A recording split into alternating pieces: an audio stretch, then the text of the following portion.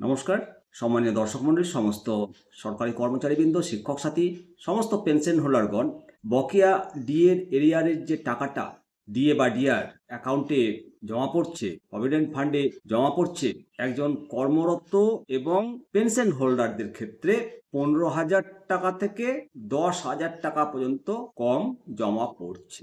এমনই অভিযোগ কর্মরতদের ক্ষেত্রে 15,000, অবসরপ্রাপ্তদের ক্ষেত্রে 10,000 টাকা কম জমা পড়ছে।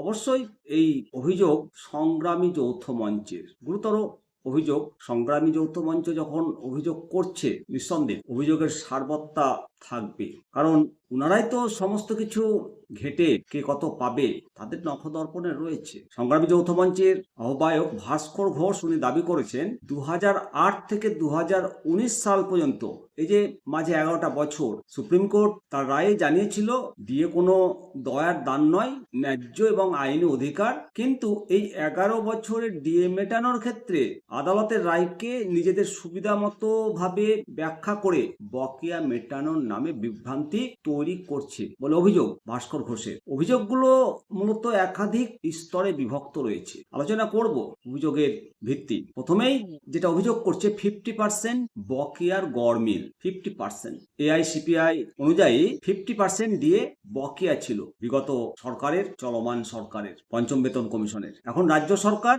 এই 50% বকেয়ার মধ্যে 25% প্রদান করে সেটিকে পূর্বের চলমান 75%-এর সাথে যোগ করে 100% নিউট্রিলাইজেশনের দাবি করেছে। বাকি যে 25% দিয়ে এর কোনো সদুত্তর দেওয়া হয়নি। কেন্দ্র সরকার জুলাই মাসে দিয়ে কার্যকর করলেও রাজ্য সরকার সেটা জানুয়ারি মাসে দিচ্ছে। জানুয়ারি থেকে জুলাই, মাঝে 6 মাসের টাকা সেটা কোষাগারে বাঁচিয়ে রাখা হচ্ছে বলে অভিযোগ।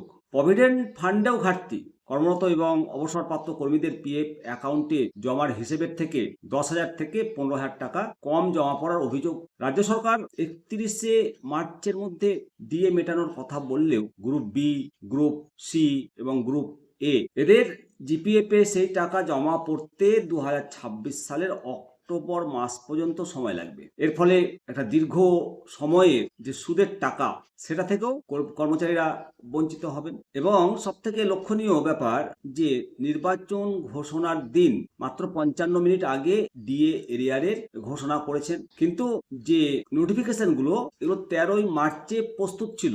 13 মার্চে যদি নোটিফিকেশনটা করতো সরকার, তাহলে যে শিক্ষকরা এখনো এরিয়ার টাকা পাচ্ছে না, ঢিলেঢালা মনোভাব, পঞ্চায়েত কর্মীরা পাচ্ছে না, এটা ঢিলেঢালা মনোভাব, এই বঞ্চনা অভিযোগটা উঠতো না।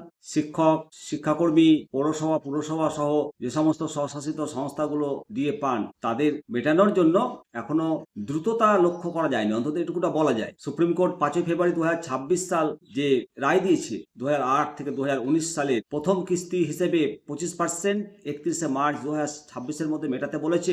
এর পরিপ্রেক্ষিতে রাজ্য সরকার সম্প্রতি জানিয়েছে যে 2016 থেকে 2019 সালের বকেয়া দিয়ে একাধিক কিস্তির বদলে একটা কিস্তিতে দেওয়া হবে এবং 31শে মার্চের মধ্যে মেটানো হবে। আবার 2026-এর বাজেটে সরকার আবার 4% দিয়ে বৃদ্ধি করেছে, মোট 22% দিয়ে দেবে এপ্রিল থেকে। তবে বৈষম্য 40% থেকে গেল। কেন্দ্রের ডিএর তুলনায় রাজ্যের ডিএ অনেক কম। এই যে বকেয়া ডিএ, এখানেও একটা কম দেওয়ার অভিযোগ উঠেছে। এখন সরকারি কর্মচারী, শিক্ষক সংগঠনগুলো এই অভিযোগের ভিত্তিতে বৃহত্তর আন্দোলনে নামার হুঁশিয়ারি দিয়েছে সংগ্রামী যৌথ মঞ্চ, এবং তারা ত্রিমুখী কৌশল গ্রহণ করেছে। সাংবাদিক সম্মেলন করে রীতিমতো কর্মসূচি ঘোষণার পাশাপাশি রাজ্য জুড়ে সাধারণ মানুষের বাড়ি বাড়ি গিয়ে এবার সরকারের প্রবঞ্চনার কথা তুলে ধরবে বলে জানিয়েছে। পাশাপাশি আইনি লড়াই আরো জোরদার করার প্রস্তুতি নিচ্ছে। আইনি লড়াইয়ে তো সরকারি কর্মচারী, শিক্ষক সংগঠন, শিক্ষকরা জিতেছেন। এবার যেটা সব থেকে বড় আইনি লড়াই, 2019-এর রোপায় যে বকেয়া ডিএটা রয়েছে